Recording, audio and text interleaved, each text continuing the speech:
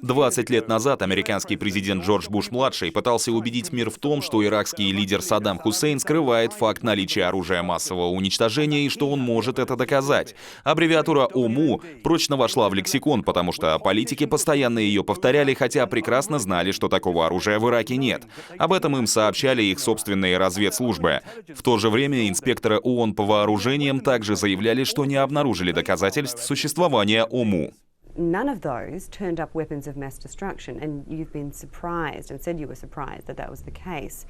Do you believe the information they gave you was good information? I got a good many tips as to sites to go to, and we went to many of them, but only in 3 of those cases did we find anything, and in none of these cases was it weapons of mass destruction. So that shook me a bit, I admit. И пока Вашингтон бил в барабаны войны, он игнорировал последние отчаянные попытки Ирака договориться о мире. The effort began in January of 2003, in which they contacted us, and through my intermediary friend, he was asked by the Syrians to go to Baghdad, to get unconditional terms from Saddam Hussein and the intelligence and the Iraqi intelligence at the time, and he brought them out and sent them to me as conditions that Saddam Hussein would agree to if the United States did not attack. There were 6 conditions, 2 of which we could have implemented immediately to test the seriousness of their proposals.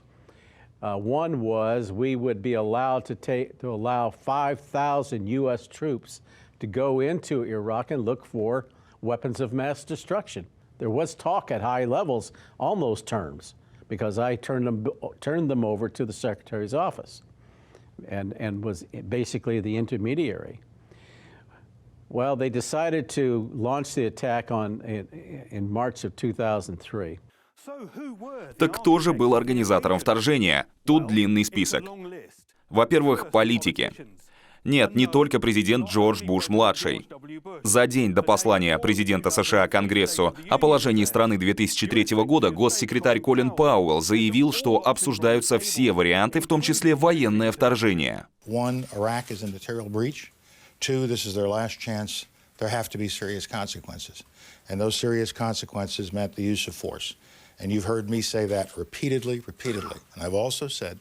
That if the international community through the UN, when the time comes, does not wish to use force, the United States reserves its right as a sovereign nation to make a judgment within this clear record of violation to use force alongside like-minded nations who might wish to be part of such a coalition. В 2002 году вице-президент США Дик Чейни также заинтересовался идеей смены режима в Ираке. With our help, a liberated Iraq can be a great nation once again.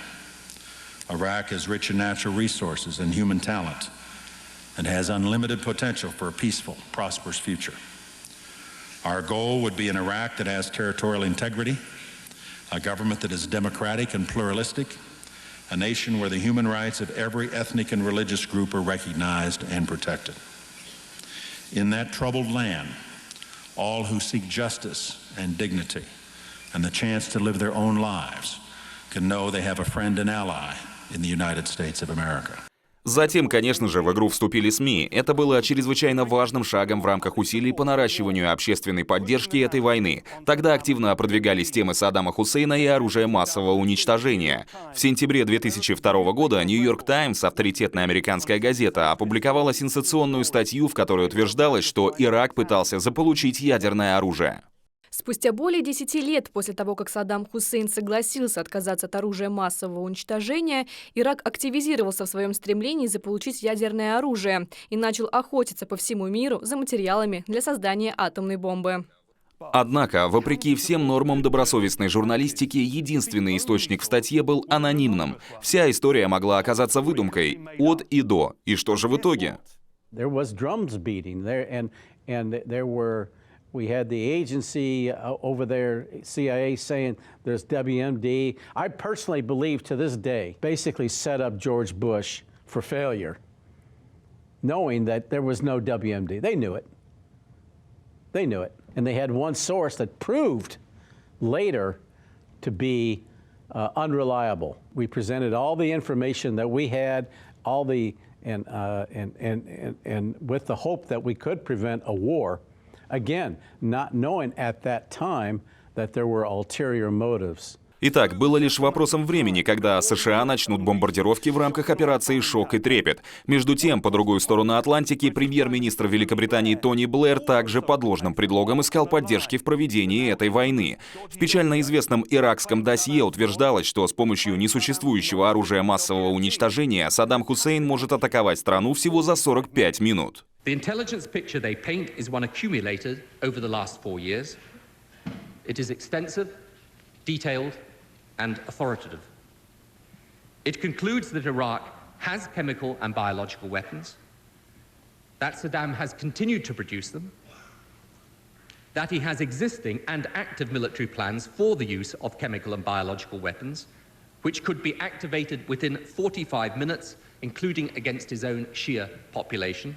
Итак, кто больше всего выигрывал в этой ситуации? До вторжения 2003 года нефтяная промышленность Ирака была полностью национализирована и закрыта для западных компаний. 2 десятилетия спустя она в большинстве своем приватизирована, и господствующую роль там играют иностранные компании, зарабатывающие миллиарды.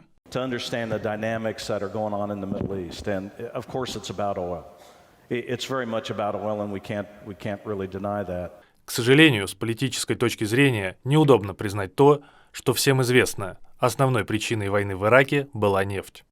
Говорят, что мы воюем не из-за нефти, конечно, из-за нее.